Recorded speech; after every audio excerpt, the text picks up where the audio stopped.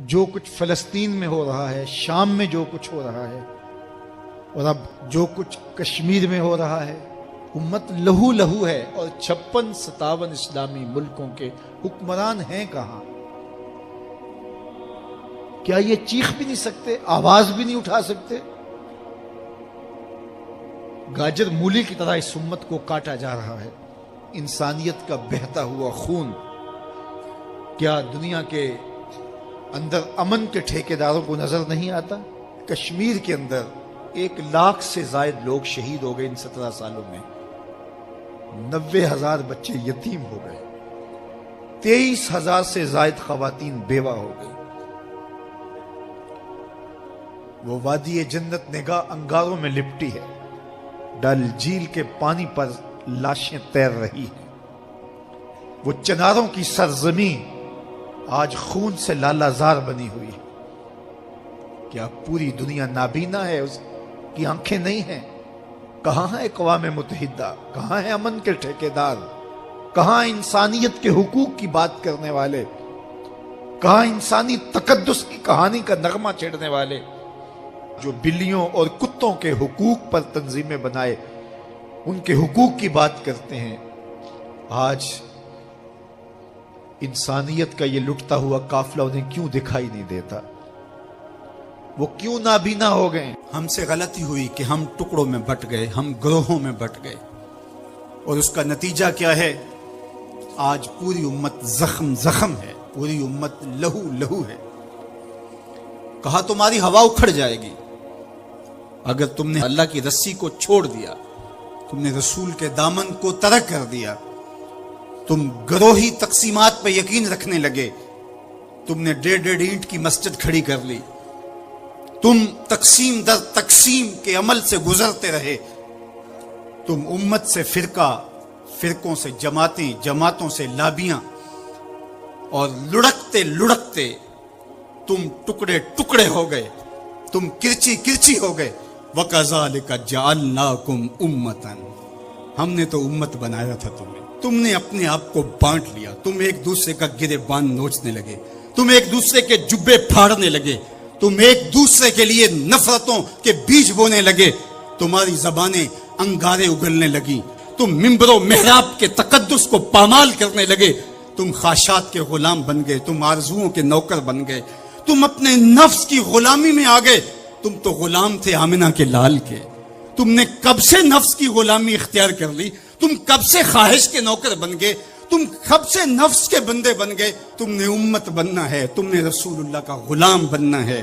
تمہارا لب و لہجہ بتائے ہم حضور کی امتی ہیں، تمہارا طرز زندگی بتائے تم حضور کی امتی ہو۔ تم ترازو پہ کچھ تول رہے ہو تو لوگ دوسری طرف بھی منہ کر کے کھڑے ہو جائیں، یہ غلط نہیں تول سکتا، یہ امت رسول ہے۔ تم بول رہے ہو، لوگوں کو یقین ہو کہ یہ جھوٹ نہیں بول سکتا، یہ رسول اللہ کا امتی ہے۔ تمہاری وحدت، تمہارا زور ہے، تمہاری طاقت ہے، تمہاری توانائی ہے۔ تو فرمایا وَكَذَلِكَ جَعَلْنَاكُمْ أُمَّةً، ہم نے تو امت بنایا تھا تمہیں۔ آج حضور کے قلب اطہر پہ کیا گزرتی ہوگی جب شام کی بچیوں کے منہ پہ تماچے مارے جاتے ہیں، جب بغداد میں حضور کی امت خانمہ برباد نظر آتی ہے، جب برما میں آری لے کر کے اعضاء کاٹ دیے جاتے ہیں، دشت لیلہ سے لے کے کندھار تک، غزہ سے لے کے کشمیر تک لاشیں ہی لاشیں بکھری ہوئی نظر آتی ہیں، بستی بستی، کریا کریا، صحرا صحرا خون، امت والے، امت کا ہے کتنا سستا خون۔ شام، قدس، کشمیر اور برما، کس کس کا احوال کہوں، ہر سو زخمی، ہر سو لاشیں، ہر سو بہتا خون۔ امت والے، امت کا ہے کتنا سستا خون۔ آج امت لہو لہو ہے، اس پوری کائنات میں 1 انچ بھی جگہ ایسی نہیں ہے جہاں آتش و آہن برستا ہو اور وہ کفار کی سرزمین ہو۔ جہاں بھی خون بہتا ہے وہ بستی مسلمانوں کی ہے، جہاں لاشیں گرتے ہیں وہ گھر مسلمانوں کا ہے، جہاں عصمتیں لٹتی ہیں وہ خطہ مسلمانوں کا ہے۔ یہ ہمارے گناہوں کی سزا ہے جو ہم کاٹنے پہ مجبور ہیں۔ اور جب تک ہم امت نہیں بنتے تب تک رسوائیاں ہمارا مقدر ہوں گی.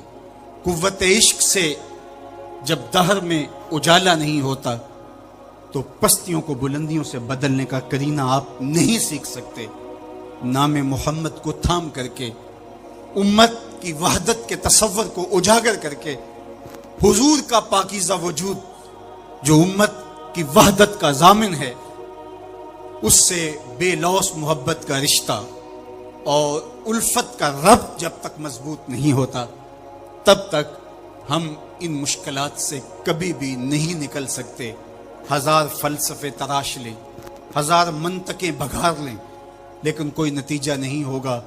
تمہیں نتیجہ تب ہی ملے گا جب حضور کے قلب اطہر کو آرام پہنچاؤ گے, جب امت بن جاؤ گے, جب حضور علیہ السلام سے وابستگی اپنا شعار زندگی بنا لو گے, تو پھر دہر میں اجالا اور روشنی حضور علیہ السلام کے نام کے صدقے سے نصیب ہوگی, اور تقدیر کا قاضی تمہاری سزائیں معاف کر دے گا, اور پھر نتیجہ تمہارے سامنے اس صورت میں نمودار ہوگا کہ تم بحر و بر کے مالک ٹھہرو گے, اور کائنات کے اندر حضور کے ساتھ وفا کے رشتے کے نتیجے کے اندر لوح بھی تمہارے ہاتھ میں ہوگا, قلم بھی تمہارا ہی مقدر ہوگا. لیکن شرط یہ ہے کہ تم صحیح معنی کے اندر امت بن جاؤ. وَأَنْتُمُ الْعَالَوْنَ إِن كُنْتُم مُؤْمِنِينَ. یہ میرے رب کا وعدہ ہے اور میرے رب کے وعدے سچے ہوتے ہیں. کہا تم ان کے بن کے تو دیکھو, عزت کا تاج میں تمہارے سر پہ رکھوں گا. اور افسوس تو یہ ہے کہ 56-57 اسلامی ملکوں کے حکمران بے حس ہو گئے, انہیں کچھ دکھائی نہیں دے رہا. انسانیت لٹ رہی ہے, انسانیت کا جنازہ اٹھ رہا ہے.